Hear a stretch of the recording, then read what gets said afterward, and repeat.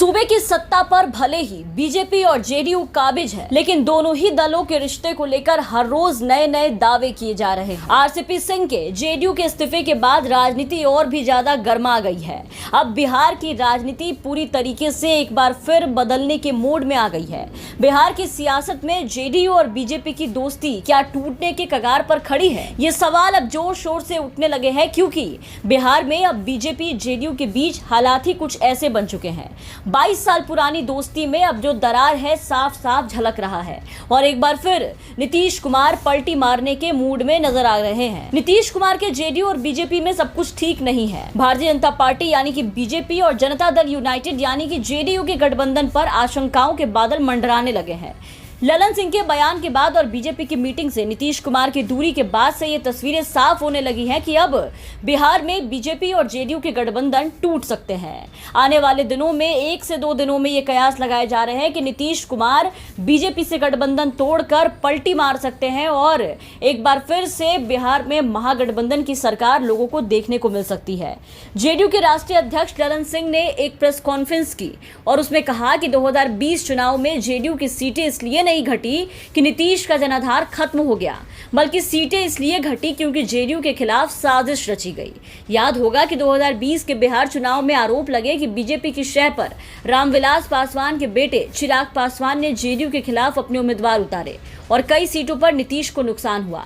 ललन सिंह यही नहीं रुके, उन्होंने कहा कि अब जेडीयू षड्यंत्र को पहचान गई है और वो सावधान है।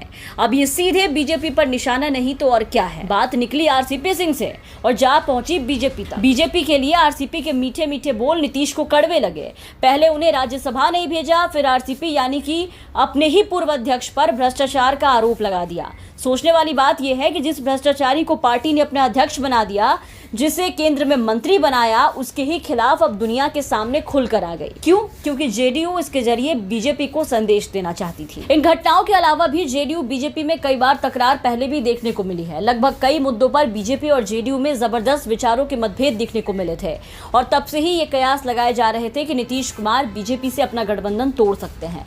लंबे वक्त से बिहार एनडीए के प्रमुख दलों के बीच घमासान देखने को मिल रहे थे, अंतरकला देखने को मिल रही थी। यही अंतरकला अब आरसीपी सिंह के जरिए सार्वजनिक हो गई। कुल मिलाकर के बीजेपी और जेडीयू के बीच दोस्ती की डोर एक एक धागा उधड़ता जा रहा था और फिलहाल ये डोर टूटने के कगार पर पहुंच चुकी है।